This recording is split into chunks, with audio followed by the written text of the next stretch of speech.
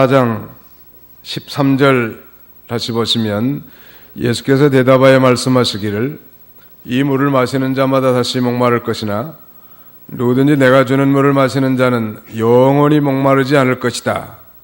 오히려 내가 주는 물은 그 사람 안에서 영생에 이르도록 솟아나는 샘물이 될 것이다. 그랬는데 이 말씀에 의지해서 인생의 목마름을 해결하라 이런 제목으로 하나님 말씀을 증거하고 은혜 받고자 합니다. 우리 한번 따라서 봅시다. 인생의 목마름을 해결하십시오.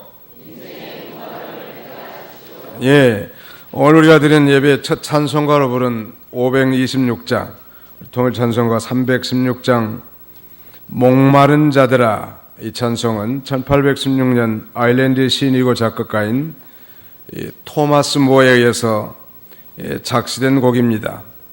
원래 기도를 구하는 찬송시였지만 후에 미국의 종교음악가 토마스 헤스팅스라고 하는 사람이 수정해서 내놓은 것인데 그 가사의 내용을 우리가 기억한 것처럼 주님은 영생하도록 솟아나는 샘물을 주시기 때문에 우리가 힘쓰고 애쓰지 않아도 주님 앞으로 나오기만 하면 이 우리의 목마른 목을 축일 수 있습니다. 그렇게 노래하고 이 샘에서 나는 물은 온 천하에 두루 흘러가기 때문에 빈부귀천을 물어나고 누구나 다 와서 마실 수 있습니다. 그러면서 이 물을 마신 자마다 다시는 갈증이 없고 영원히 솟아 그 샘물이 늘 풍성하다고 노래하고 있습니다. 마지막 4절 가사의 내용은 마지막으로 이런 신기한 샘물은 하나님과 어린 양의 보좌로부터 흘러나오건다고 찬송하고 있는 것입니다. 예수님께서 주시는 물은 영원히 목마르지 않는 생수인 것입니다. 생수, living water라고 하는데 이 생수라고 하는 말은 생명을 주는 물이란 말이. 여러분 우리가 영생을 얻었습니까?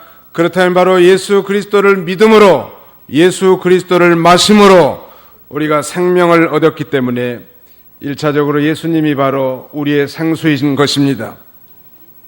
오늘 이 귀한 시간 주일 예배에 참여한 모든 우리 성도님들이 여러분들의 심령의 진리와 성령으로 말미암은 은혜의 생수가 충만한 시간이 되시기를 주님의 이름으로 축원하는 바입니다. 인생의 목마름의 원인, 그렇다면 우리 인생은 왜 목이 마를까요? 13절에 보시기 바랍니다. 이 물을 마시는 자마다 다시 목마를 것이나. 바로 우리 인생들이 이 물, 직접적으로 말하면 이 사마리아의 수가성 여인이 매일 기르다 먹는 야곱의 우물물을 가릴 것입니다. 야곱의 우물물을 마시는 자마다 다시 목마를 것이라는 거예요. 그러나 이건 영적으로 말한다면 이 세상이 주는 것, 이 세상이 주는 물을 먹는 자마다, 마시는 자마다 다시 목마른단 말이에요. 왜 인생이 목마를까요? 이 세상이 주는 물을 마시기 때문에 목마른 거예요.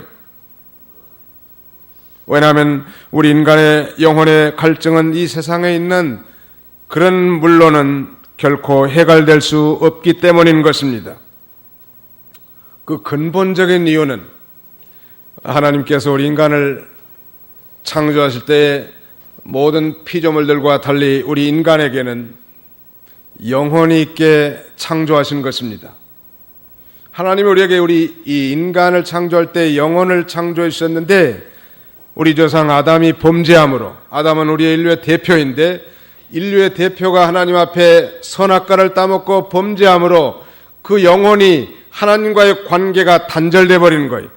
하나님은 영원한 생수통인데 생수통이신 하나님과 인간의 대표 아담과 단절되었고 아담의 후손으로 태어난 저와 여러분들이 아담과 동일한 죄를 범하지 않았음에도 불구하고 태어날 때부터 우리 영혼은 하나님과 작동이 안 되는 죽은 영혼으로 출생하는 것입니다. 즉 영혼은 있으되 죽은 영혼으로 출생하는 것. 그러나 예수 그리스도를 진정으로 자신의 구주로 믿을 때 그 영혼이 하나님과 관계가 회복이 되는 것. 하나님과의 영적 관계가 단절되는 것을 우리는 영적 죽음이라고 합니다. 그래서 에베소 2장 1절에는 너희 허물과 죄로 죽었던 너희를 살리셨도다 라고 구원받은 에베소 교인들 성도들에게 편지한 거예요. 왜 우리 인생의 영혼의 갈증을 누릴까요? 생수통이신 하나님 아버지께로부터 관계가 단절되어서 그 생수를 공급받지 못하기 때문에 영혼의 갈증을 누리고 목마름을 누리는 거예요. 창세기 2장 7절에는 여호와께서 땅의 흙으로 사람을 지으시고 그 코에 생명의 호흡을 불어넣으시니 생명체가 되었다라고 했습니다. 하나님이 흙으로 사람의 동상, 흙동상을 만든 다음에 그 코에다가 생명의 호흡, the breath of life, 생명의 호흡을 집어넣으니까 the man became a living being, 생명체가 됐다는 거예요. 즉 영혼이 있게 우리를 지어놓은 건데 영혼이 하나님과 관계가 단절되었기 때문에 참 만족을 누리지 못하는 거예요. 유명한 기독교의 사상가 파스칼은 모든 사람의 마음속에는 하나님이 만드신 하나의 공간이 있다고 걸포하면서 그 공간은 오직 하나님이 아니면 채울 수 없는 공간이다 라고 말합니다. 사랑하는 성도 여러분, 다시 말씀드려 우리 인간은 하나님 없이는 결코 살 수도 없을 뿐만 아니라 인간이 하나님으로만 참된 만족을 누릴 수밖에 없다는 사실을 우리에게 가르쳐 주는 거예요. 명예나 권력, 돈과 쾌락 그 어떤 것으로도 그 공간은 채울 수 없는 거예요. 70년대 유명한 통기타의 가수들이 불렀던 대중가요 중에 고래사냥이라고 하는 그런 금지된 곡이 있었습니다. 그 노래 가사 말해보면 술 마시고 노래하고 춤을 춰봐도 마음에 하나 가득 슬픔뿐이네. 무엇을 할 것인가 둘러보아도 보이는 건 모두가 돌아앉았네. 자 떠나자 동해바다로 3등 완행열차 기차를 타고 헐! 하면서 끝나는 거예요. 조는 사람 깨기 위해서 그랬습니다. 아침부터 조는 사람 없겠지만 여러분 사람의 마음에는 하나님으로밖에 만족할 수 없는 부분이 있는 거예요. 그러므로 마음에 진정한 만족을 주시는 주인이 계셔야 되겠는데 우리 인간은 그 어떤 소유로 만족할 수 없는 존재예요. 도리어 표현하자면 관계로 만족하는 것입니다. 그래서 성 어거스틴은 이렇게 말합니다. 오 하나님, 우리는 하나님에게 지음을 받은 피조물이기 때문에 우리가 하나님 앞으로 돌아가기 전에는 결코 우리 마음에 진정한 평안이 있을 수 없나이다 라고 그렇게 고백하는 거예요. 자연 만물에는 영이 없지만 오직 우리 인간에게는 영혼이 있는 영적인 존재로 지음받은 것입니다. 그래서 오늘 이 본문의 요한복음 4장 24절에도 하나님은 영이시며 그렇게 말씀하셨죠. 뿐만 아니라 사람에게도 영을 주셔서 그 영으로 하나님을 섬기고 교제하고 하나님을 사랑하고 순종하며 하나님 앞에 예배드릴 때 마치 생수를 마신 것처럼 우리 인생은 참된 행복과 기쁨 그리고 만족을 누릴 수 있게 해놓은 것입니다. 이스라엘은 지리적으로 세 부분으로 나누어서 볼 수 있는데 북쪽의 갈릴리와 중앙의 사마리아, 그 다음에는 남쪽의 유대 광야 지역 아니겠습니까? 그래서 남쪽 유대에서 북쪽 갈릴리로 가려고 하면 반드시 사마리아로 거쳐야 지름길이. 그런데 남쪽 유대와 북쪽 이 사마리아 사람들과는 평소에 상관을 하지 않을 만큼 이 원수지간으로 그렇게 지내왔습니다. 왜냐하면 유대 사람들은 자기들이 정통이고 이스라엘의 수도 사마리아 사람들은 말하자면 타락한 기독교, 그래서 아수르에게 잡혀먹어서 아수르와 혼혈족이라고 이렇게 상정도 하는 사람들이. 그래서 남쪽에서 북쪽으로 한다든지 북쪽으로 남쪽으로 내려오려고 하면 반드시 이 가나안 서편의 지중해 하나로 올라간다든지 아니면 요단강 동편으로 건너서 돌아서 북쪽으로 가곤 했었지요. 그런데 지금 예수님께서는 잃어버린 한 영혼을 찾으시려고, 그래서 진정한 생수를 주시기 위해서 지금 금기된 땅에 발을 내디딘 거예요. 당시 사회로 보면 대단히 파격적인 행보지요. 그런데 인간이 왜 목말라 할까요? 도대체 인간의 갈증의 원인은 무엇인가? 말씀드린 대로 그 근본 원인은 죄 때문인 것입니다. 그래서 하나님과 단절되었다고 말씀을 드렸습니다. 다시 말씀드리면 생수통이신 하나님과 인간 사이의 관계 수로인 파이프가 막혀버린 거예요. 여러분, 우리 수도꼭지에 집에 물이 나오려고 하면 저 수지로부터 관이 원활하게 다 뚫려 있어야 되는데 한 군데라도 막혀버리면 수도꼭지에서 우리가 물을 받아 먹을 수 없지 않습니까? 하나님과 막혀서는 결코 안 된다는 거예요. 에레미야 2장 13절 한번 읽어주세요. 에레미야 2장 13절 말씀.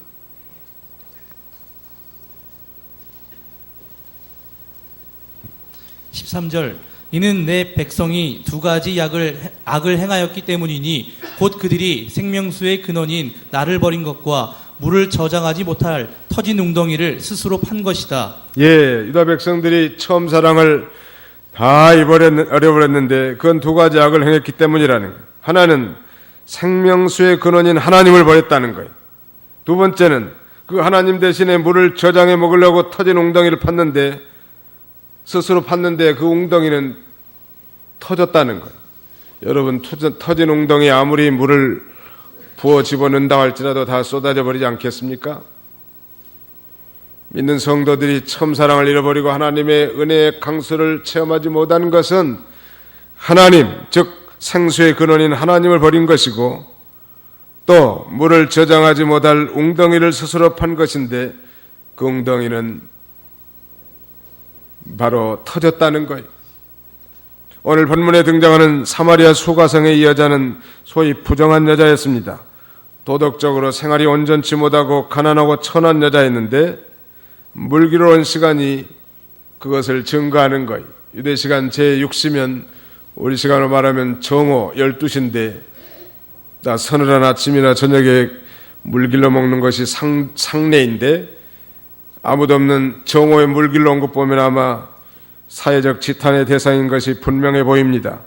그녀의 이름이 구체적으로 밝혀져 있지 않고 그녀의 상태만 말씀해 주는 것은 오늘 이 여인을 통해서 우리의 모습을 적나라하게 비춰보도록 하기 위한 진리인 것입니다. 무엇보다도 이 사마리아에 사는 수가성의 이 여인은 애정, 즉 이성과의 에로스적 사랑에 만족을 느끼지 못한 목마른 여자였습니다.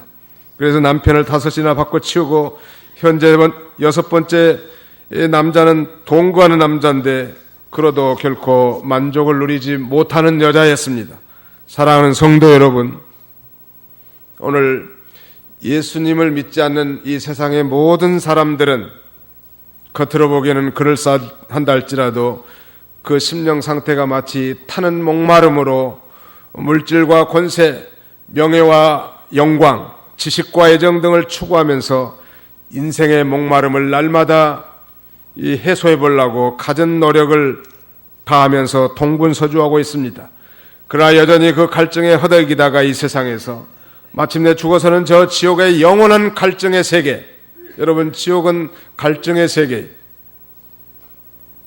거기 떨어져서 영영한 고통을 당하는 거예요. 불행한 것은 한번 영원한 생수를 맛본 우리 그리스도인이 문제예요.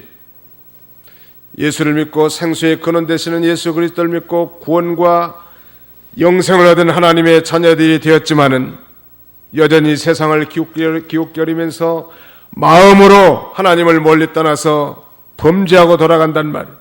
그래서 전에는 하나님으로 만족하면서 살았는데 이제는 하나님이 위의 것으로 자신의 갈증을 해소해 보려고 하는 사람들이 있단 말이에요.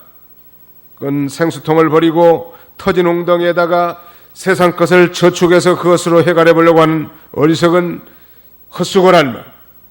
사랑하는 성도 여러분, 그렇다면 우리 인생의 목마름을 어떻게 해소할 수 있을까요? 14절을 같이 한번 읽어봅시다. 14절 시작. 누구든지 내가 주는 물을 마시는 자는 영원히 목마르지 않을 것이다. 오히려 내가 주는 물은 그 사람 안에서 영생에 이르도록 솟아나는 샘물이 될 것이다 라고 하시니, 이미 말씀드린 대로 우리 인간은 영혼을 가진 존재로 태어났다고 했습니다. 그러므로 생수의 근원 되시는 하나님과 관계를 소통하는 것, 그게 급선무라고 할 수 있습니다. 이 생명을 주는 물, 예수 안 믿는 사람 같으면 예수를 영접하는 게 생수를 마시는 거예요. 인생의 모든 근본 문제가 다 해결되잖아요.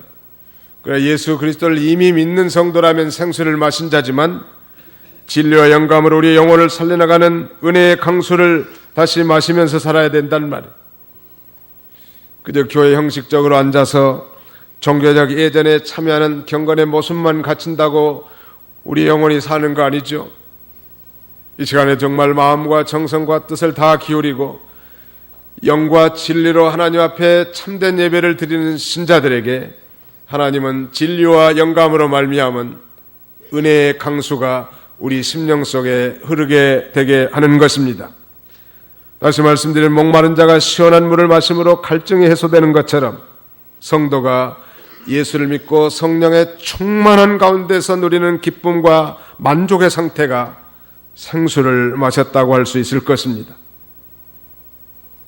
오늘 이 놀라운 은혜의 역사, 이것을 물, 즉 왜 생수로 비유했을까? 그것은 바로 우리 인간은 물이 없으면 살 수 없기 때문이죠. 이와 같이 영혼을 가진 우리 인간은 예수 그리스도가 없으면 살 수 없기 때문입니다. 그러므로 생수의 근원 바로 예수님이세요. 성자 예수님 뿐만 아니라 성부 하나님도 생수통이라고 하지 않았습니까? 요한복음 7장에 보니까 성령 하나님도 생수라고 말씀하고 있습니다. 거기 요한복음 7장 37절로 39절을 읽으시기 바랍니다. 명절의 마지막 날 곧 큰 날에 예수께서 서서 외쳐 말씀하시기를 누구든지 목마른 자는 내게로 와서 마셔라. 나를 믿는 자는 성경이 말한 것 같이 그의 배에서 생수의 강들이 흐를 것이다 하시니 이것은 그분을 믿는 자들이 받게 될 성령에 대하여 말씀하신 것이다. 예, 유대인의 명절 중에 초막절 명절이 있는데 특별히 유대인들은 초막절 기념 축제에는 지금도 일주일 동안 계속하고 있습니다. 그리고 이제 마지막 날 실로암 연못에 물을 기르다가 제단에 붓는 의식으로 마무리하게 된다고 합니다. 이 의식은 이스라엘 백성들이 광야 노정 가운데 물이 없을 때 하나님께서 반석을 쳐서 생수를 내주셨던 것을 기억하고 감사하는 그런 의식인데, 장차 이 약속의 땅에서도 농사 짓는데 부족하지 않도록 비를 계속 내려달라고 하는 기원을 담는 의식이 있다고 합니다.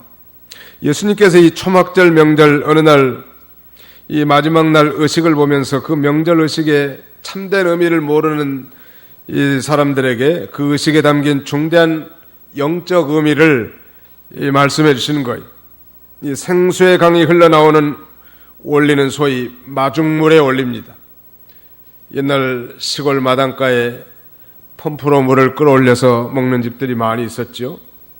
근데 이 펌프질 할 때 먼저 펌프에다가 물을 좀 붓고 펌프질을 하면 그 다음에는 계속 땅속에 있는 시원한 생수가 솟아오르는 것처럼 바로 이 우리가 예수님을 믿으면 믿는 자 속에서도 생수가 계속 솟아오르는, 영원토록 솟아오르는 거의 원리예요. 그래서 다시 우리 14절 보시면 그렇게 되지 않았습니까? 누구든지 내가 주는 물을 마시는 자는 영원히 목마르지 않을 것이다 라고 말하면서 내가 주는 물은 그 사람 안에서 영생에 이르도록 솟아나는 샘물이 될 것이다. 그래 예수님이 생수고 예수님께서 마중물과 같이 돼서 예수님을 영접한 자는 그 심령 속에서 생수의 강이 영생에 이르도록 솟아난다는 말, 기쁨과 즐거움과 은혜의 강수가 솟아나는 것. 이제 이 사마리아 수가성의 여인이 예수님의 말씀에 대해서 관심과 흥미를 보이면서 15절에 이렇게 말합니다. 그 여자가 그분께 말하였다. 주님, 저에게 그 물을 주셔서 제가 목마르지도 않고 물을 기르러 여기까지 오지도 않게 하소서. 그렇게 요청하는 거예요. 그 여자는 예수님께서 말씀하신 물이 이 영적인 물이 아니라 물질적인 물로 이해하고 그런 물이 있다고 하면 자기에게도 달라는 거예요. 여러분, 거듭나지 못한 사람들은 영적 세계를 알지 못해요. 마치 예수님께서 한밤에 찾아온 니고데모에게 그렇게 말씀하시지 않았습니까? 진실로 진실로 내게 이르노니 사람이 물과 성령으로 나지 아니하고는 하나님 나라에 들어갈 자가 없다. 그 이전에 사람이 거듭나지 아니하면 하나님 나라를 볼 자가 없다라고 말했는데, 이 영적인 세계에 동감할 수밖에 없으니까 물질적인 물로 이해하고 그런 물 있다고 하면 자기 달라는 거예요. 그때 예수님이 그렇게 답변하십니다. 16절, 예수께서 그 여자에게 말씀하시기를 가서 내 남편을 이리로 불러놓으라 하시니, 남편 불러라는 거예요. 마치 동문서답 같기도 합니다만 사실은 예수님은 하나님이시기 때문에 이 여인의 심령 골수를 다 쪼개고 계시단 말이에요. 이 여자가 어떤 여자인지, 지금 심령 상태가 어떠한지를 잘 알고 그렇게 지적한 거예요.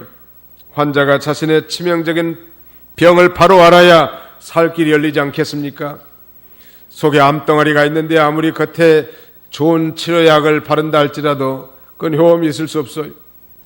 근본적으로 그 암덩어리를 제거해야 될 것입니다. 배를 가르고.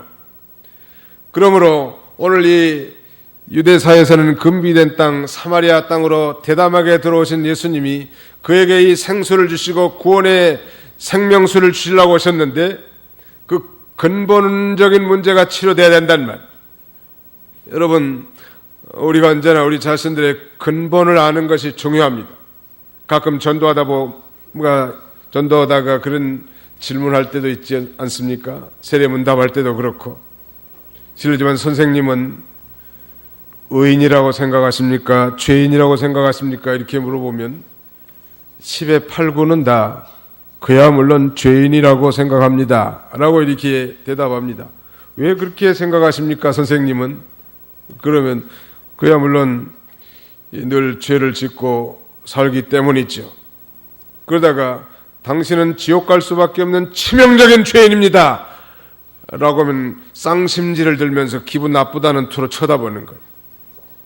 왜냐하면 자기는 그렇게 큰 죄를 진 적이 없었거든. 잔잔한 거짓말 했다든지 작은 죄를 범했지만 그렇게 큰 이웃의 손해 준 그런 죄는 범하지 않았는데, 그렇게 말하면 되게 다 눈을 치켜들어요. 그러나 치켜들 일이 아니요. 우리가 죄를 지어서 죄인인 것이 아닙니다. 죄인이기 때문에 죄를 짓는 것이지. 무슨 말인지 이해가 잘 안 되시면 우리 한번 따라서 합시다. 우리가 죄를 짓기 때문에 죄인이 아니라 죄인이기 때문에 죄를 짓는 것입니다. 그 죄라는 것은 우리의 인류조상 아담이 범죄함으로 말미암아 하나님 앞에 정죄와 유전죄가 우리에게도 전가된 거예요. 다시 말씀드리면 아담이 지은 그 죄는 영원히 지옥 멸망을 당할 수밖에 없는 그런 죄란 말. 그런 죄를 가지고 출생하니까 우리가 죄를 짓는 것은 자연스러운 거고, 죄 짓지 않는 사람은 아무도 없는 거예요. 여러분, 질문하겠습니다. 사과나무가 사과의 열매를 맺히기 때문에 사과나무입니까? 아니면 사과나무이기 때문에 사과 열매를 맺힙니까? 그 소리 같죠? 계란이 먼저입니까? 닭이 먼저입니까? 아니, 계란에서 닭이 나오는데 왜 닭이 먼저라고 말합니까? 라고 말한다면 그건 불신자예요. 왜냐하면 우리는 하나님께서 천지를 창조하셨기 때문에 성숙된 닭을 만드셨단 말. 계란을 낳을 수 있는 닭을 하나님 먼저 만드셨고, 그 다음에 계란을 낳는 거예요. 사과나무이기 때문에 사과를 맺히는 거예요. 죄인이기 때문에 죄를 짓는 거예요. 그러니까 우리의 근본은 바로 전적 부패한 죄인이란 말이에요. 우리의 의로는, 우리의 공로는 결코 구원을 얻을 수 없는 치명적인 죄인이죠. 죄인이었었죠. 그런데 바로 예수님이 우리가 아직 죄인 됐을 때 2000년 전에 우리의 모든 죄를 짊어지시고 저 골고다 언덕 십자가에서 피 흘리며 대신 죽으시고 대신 형벌 받으신 거예요. 그 예수님을 나의 구주로 영접하는 순간 우리는 모든 죄를 용서받고 하나님의 자녀가 되어 이 세상의 모든 고민과 불행을 다 단순간에 해결 안 받는 생수를 마시게 되는 것입니다. 여러분, 참된 생수를 한 번 마신 사람들은 지옥 가지 않아요. 하나님과 관계가 올바로 되었기 때문인 것입니다. 그러나 하나님과 올바른 관계가 되었다 할지라도 하나님의 거룩한 교제의 소홀함으로 말미암아 우리가 그 은혜의 강수를 다 잃어버리고 세상 것으로 채우려고 하는 어리석음을 범할 때가 있지만은 우리는 관계가 이미 하나님과 그의 아들의 관계가 형성이 되었기 때문에 결코 지옥 가지는 않는단 말이에요. 그러므로 우리의 근본이 바로 치명적인 죄인이고 지옥 갈 수밖에 없는 그런 죄인이라는 사실을 알아야 그 죄의 문제를 해결할 진정한 구세주를 우리가 영접할 수 있기 때문인 것입니다. 그래서 그녀의 정체성을 바로 깨닫도록 하기 위해서 천국을 찔러버린 거예요. 내 남편을 데리고 오너라. 나는 남편이 없습니다 하니까 그래 내가 전에 남편이 5이 있었지만은 지금 남편이 없다고 하는 네 말이 옳다. 그렇게 예수님이 인정해 주는 거예요. 생수를 달라고 말한 여자에게 예수님의 이러한 요구는 굉장히 무례해 보입니다. 무슨 남편을 불러와서 생수통을 짊어지게 가게 하려고 한 것도 아닌데 그것은 바로 그녀의 죄를 들춰내고 해결시켜서 생수 대신 예수님을 영접할 수 있도록 하기 위한 것입니다. 예수님은 우리의 중심과 우리의 폐부를 다 꿰뚫어 보시는 전능하신 하나님이시기 때문에 이 여인의 근본 문제가 무엇인지 다 알아요. 여러분 이 세상에 넥타이 차고 말끔하게 차려본 신사나 권세 있는 정치가나 아니 세상에 많은 학식을 가진다 할지라도 예수를 믿지 않는 사람이라고 하면 다 지옥 갈 수밖에 없는 비참한 존재인 줄 알고 우리가 그들에게 담대하게 복음을 증거해야 할 것입니다. 죄에 대한 각성과 회함이 없는 인생은 결코 의에 줄이고 목말라는 열망이 생길 수 없단 말이에요. 회개하지 않고는 예수님을 만날 수 없는 거예요. 예수님만이 우리의 생수이십니다. 우리 한번 따라합시다. 예수님만이 우리의 생수이십니다. 어느 날 한 부자 청년이 예수님 앞에 찾아와서 영생의 길을 묻습니다. 자신의 영혼에 대한 진지한 질문을 한 것으로 보아 상당한 식견 있는 젊은이가 분명해 보이지만 그러나 그 부자의 청년의 문제는 돈이었습니다. 예수님이 그걸 정확하게 아시고 이미 영생 얻은 자는 어떻게 사는지를 그렇게 가르쳐주는 거예요. 누가복음 18장 22절로 23절 한번 읽어주십시오. 누가 18장 22절로 23절. 예수께서 들으시고 그에게 말씀하셨다. 아직 너에게 하나가 부족하다. 네가 가진 모든 것들을 팔아 가난한 자들에게 나누어 주어라. 그러면 네가 하늘에서 보화를 갖게 될 것이다. 그리고 와서 나를 따라라. 그가 이것들을 듣고 큰 슬픔에 빠졌으니 그는 아주 부유했기 때문이다. 예. 옛날 성경에 보면 그 사람이 큰 부자인 거로 이 말씀을 듣고 심히 근심하더라. 여러분 우리 교독했던 것처럼 심령이 가난한 자가 복이 있다고 했는데 여러분 심령이 가난한 자는 이 세상에서 물질이 부여해도 심령이 가난한 사람이 있고 이 세상에 가진 것이 없이 정말 어려운 사람도 심령이 부자가 있는 거예요. 누가복음에서는 그렇게 책망하십니다. 너희 부요한 자여 화 있을진저 라고 말씀하는 거예요. 여러분의 심령이 가난하다는 것은 영의 것을 사모하고 진정한 우리의 이 갈증난 이 목마른 우리의 심령을 만족해 줄 것을 사모하는 그런 심령이 가난한 심령이란 말. 그런데 이 부자 청년은 그의 하나님이 곧 돈이요 그의 인생의 중심이 바로 물질이었습니다. 그의 인생의 주인이 돈이고 그 청년의 하나님은 바로 돈이었던 것입니다. 그러니까 예수님을 받아들일 수가 없었죠. 생수의 근원인 예수님을 받아들일 수 없는 거예요. 천재인류의 좋은 기회에 그는 예수 그리스도를 영접하지 못한 거예요. 사람은 자신의 근본 문제를 깨달아야 구원의 생수를 마실 수 있는 거예요. 실상 수가성의 여인에게는 영적인 깊은 갈증이 있었습니다. 그녀에게는 삶의 불만족이 있었지요. 그래서 예수님께서 그것을 깨우치기 위해서 내 남편을 불러오너라 라고 말씀하신 거예요. 예수님의 말씀은 그 여자의 가장 아픈 프라이빗한 일을 갖다가 찔러버린 거예요. 그리고 부끄러운 것을 들춰낸 거예요. 그녀는 5 남편이 있었고 지금 6번째 남자와 동거 중이었습니다. 그러나 그 남자는 그의 남편이 될 수 없는 남자인 것 같습니다. 아마 다른 여자의 남편을 빼앗아 살고 있었는지도 모르지요. 그녀는 결혼 생활이 불성실로 이혼과 재혼을 반복했습니다. 그 가운데 그가 터득한 것이 한 가지 있었는데, 인생은 남자들을 바꾼다고 만족이 없다는 것, 인생은 이성적 사랑으로는 결코 만족이 없다는 걸 깨달은 거예요. 그럴수록 오히려 영혼의 불만족과 타는 갈증으로 더해갔을 것이 분명합니다. 그러던 차에 어느 날 그녀의 자신의 과거를 훤히 아시는 자기 앞에 서 있는 낯설은 유대인 남자가 바로 참 메시아인 것을 발견하게 됩니다. 그리고 인생의 목마름이 해갈된 거예요. 25절부터 한번 읽으시기 바랍니다. 여자가 그분께 말하기를 저는 그리스도라는 메시아가 오신다는 것을 압니다. 그분께서 오시면 우리에게 모든 것을 알려주실 것입니다. 라고 하니 예수께서 말씀하셨다. 내게 말하고 있는 내가 바로 그이다. 예, 내게 말하고 있는 내가 바로 네가 기다렸던 메시아, 즉 그리스도다 라고 예수 그리스도께서 자신의 정체를 드러내 보여주신 거예요. 그리고 그날 그는 영원한 생수인 예수 그리스도를 발견하게 된 것입니다.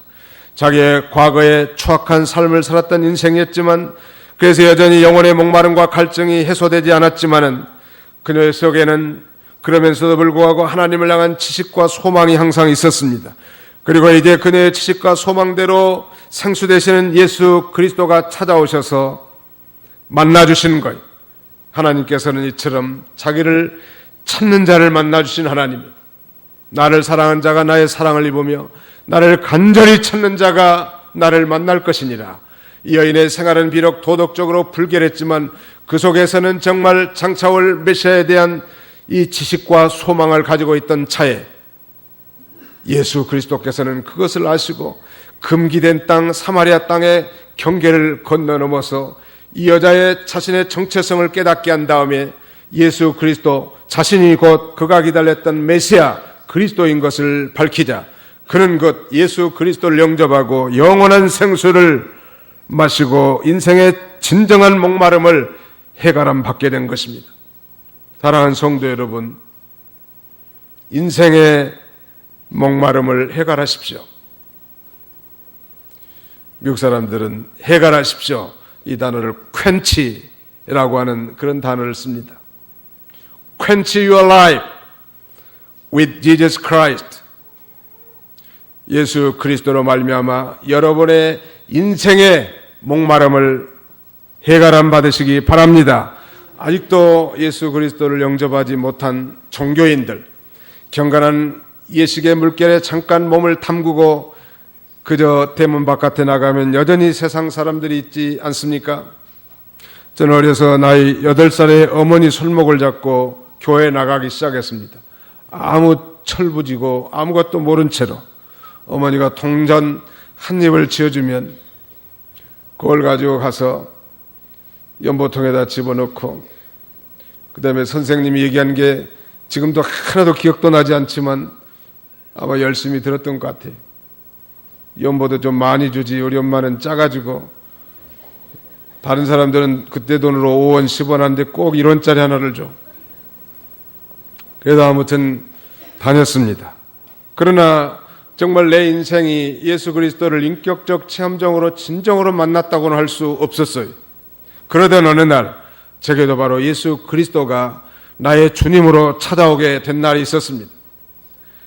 성경의 창세기 1장 1절 태초에 하나님이 천지를 창조하시니라는 말씀부터 시작해서 지금까지 주일학교 때부터 들었던 그 구슬과 같이 흩어졌던 하나님의 말씀들이 단 한순간에 성령으로 말미암아 여인들의 목걸이와 같이 모두가 한 깨미로 끼어진 것처럼 일관성 있게 내 마음에 확실히 믿어지고, 예수 그리스도가 나의 과거와 현재의 모든 미래의 모든 죄들을 다 도말하시고 십자가에 죽었다는 사실이 믿어지는 순간 정말 마치 생수를 마신 것처럼 제 마음의 기쁨과 만족이 넘쳤어요.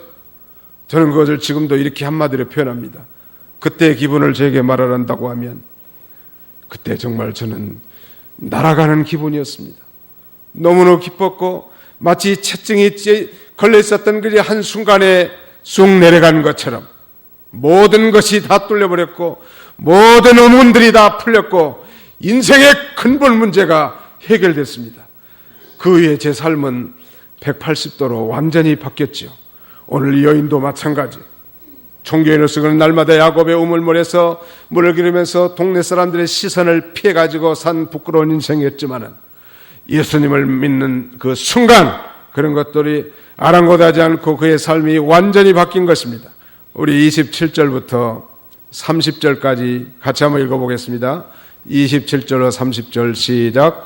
이때 제자들이 와서 예수께서 여자와 말씀하시는 것을 이상히 여겼으나 아무도 무엇을 찾으십니까? 또는 왜 그 여자와 말씀하십니까? 라고 묻지 않았다. 그때 그 여자가 물동이를 버려두고 동네에 들어가서 사람들에게 말하기를 내가 행한 모든 것을 나에게 말씀하신 분을 와서 보십시오. 이분이 그리스도가 아닙니까? 라고 하므로 그들이 동네에서 나와 그분께 왔다. 인생의 목마름을 해결받은 자의 삶은 한마디로 말하면 영혼을 구원하는 전도의 인생이. 저는 이 따뜻한 봄날에 여러분들에게 날마다 생수를 마실 수 있는 비결을 두 가지만 말씀드리고자 합니다. 첫째는 바른 예배 생활이. 여러분 예배 일찍 준비해서 토요일부터 어떤 분은 11조도 낼 때 그냥 안 낸대요. 우리 교회 어떤 집사님은 토요일 날만 되면 이 돈을 다 다리미질해서 낸다니. 나는 옛날에만 그런 줄 알았더니 요새 상대형교회 교인도 그런 분이 계시더라고요. 참 훌륭한 분이에요. 물론 다리미질한다고 10,000원짜리가 10만 원이 되는 건 아니지만 하나님 앞에 낼 때 정말 온갖 정성과 노력을 기울여서 드리고자 하는 그런 마음 아닙니까? 토요일부터 이 미역을 감고 깨끗한 몸으로 이제 주의를 지키려고 하는 그런 준비된 마음. 우리 하나님 앞에 올 때 은혜의 생수를 맛보지 않겠습니까? 뿐만 아닙니다. 예배 드릴 때도 건성건성 다른 생각하는 것이 아니라 온전히 마음을 집중해서 영광 중에 살아계신 하나님을 의식하면서 저 십자가를 통하여 나를 구원하신 그 구원에 감격하면서 찬송하고 기도하고 성가를 드리고 또 예물을 드리고 말씀을 듣는다고 하면 그 사람의 심령에는 예배를 드릴 때마다 강수와 같은 은혜의 생명수가 흐르게 될 줄로 믿습니다. 또 한 가지를 드린다면 전도 생활이. 여러분 우리 영적 생활의 최고봉은 전도하는 거예요. 다른 사람들에게 복음을 증거할 때 이 세상 사람 아니 육신에 속한 신자가 결코 맛볼 수 없는 이 영적 신령한 성도들에게 강물과 같은 기쁨이 우리 안에 촉촉이 적시는 거예요. 여러분 교회가 깡마르고 은혜의 생수가 중단되는 것은 전도하는 사람이 없고 기도하는 사람이 없는 거예요. 생수를 마시는 최고의 비결은 전도하는 거예요.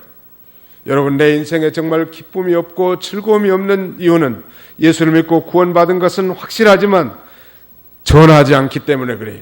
여러분 전하십시오. 죄학교 학생들에게도 전하고 유치부 아이들에게도 전하고 학생들에게도 전하고 구역 식구들에게도 전하고 이웃들에게도 전하고 손자 손주들에게도 전해보세요.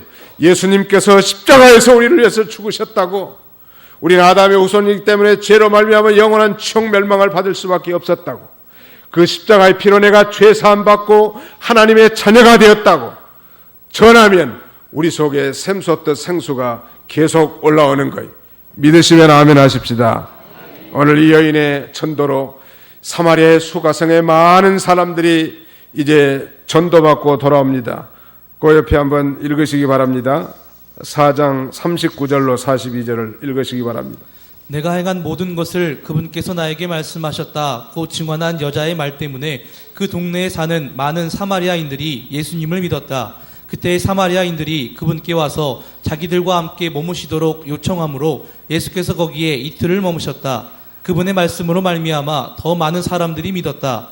그들이 그 여자에게 말하기를 이제 우리가 믿는 것은 당신 말 때문이 아니라 우리가 직접 듣고 이분이 참으로 세상의 구주이심을 알았기 때문이다 라고 하였다. 예, 평소에 표명이 좋지 않던 그녀의 말이었지만 이제 생수되신 예수 그리스도를 발견하고 강력하게 성령으로 이렇게 전도합니다. 내가 행한 모든 것을 나에게 말씀하신 분을 와서 보십시오. Come and see. 이분이 그리스도가 아닙니까? This is the Christ, the Messiah. 예수 그리스도, 그분이 메시아이십니다. 이렇게 증거했단 말이에요. 아마 평소에는 그녀의 말을 잘 인정해주지도 않았을 텐데 이제 그녀가 강력하게 증거하는 전도를 듣고 수많은 사마리아의 수가성 사람들이 예수님 앞에 구름대처럼 달려들어온 거예요. 이것이 전도의 비결이에요. 이것이 생수를 먹는 지속적인 비결이에요. 오늘 우리 주님은 동일하게 이렇게 우리를 초청하십니다. 수고하고 무거운 짐진 자들아 다 내게로 오라. 내가 너희를 쉬게 하리라. 뿐만 아니라 너희 목마른 자들아 물러나오라. 돈 없는 자도 오라. 돈 없이 값 없이 와서 포도주와 젖을 사라. 너희가 어찌하여 양식이 아닌 것을 위하여 은을 달아주며 배부르게 못할 것을 위하여 수고하느냐. 나를 청종하라. 그리하면 너희가 좋은 것을 먹을 것이오늘 라고 우리를 초청하는 거예요. 이런 영원한 생수되시는 예수님에 대한 초청의 마음을 여시고 예수님을 아직 영접하지 않은 분들은 영접하시기 바랍니다. 이미 예수 그리스도를 영접하고 하나님의 자녀들이지만 타성과 매너짐에 빠져서 생명의 역사가 없는 신자들이라고 하면 다시 기도생활, 전도생활, 봉사생활에 힘쓰시기 바랍니다. 분명히 하나님이 우리에게 이 영원히 목마르지 않는 생수를 주셔서 세상에서 누릴 수 없는 그 참된 기쁨과 만족으로 우리가 넉넉하게 살아가게 하실 줄을 확신합니다. 이런 복된 삶을 결단하는 귀한 성도들이 다 되시기를 주님의 이름으로 축원하는 바입니다. 우리 찬송하겠습니다. 찬송가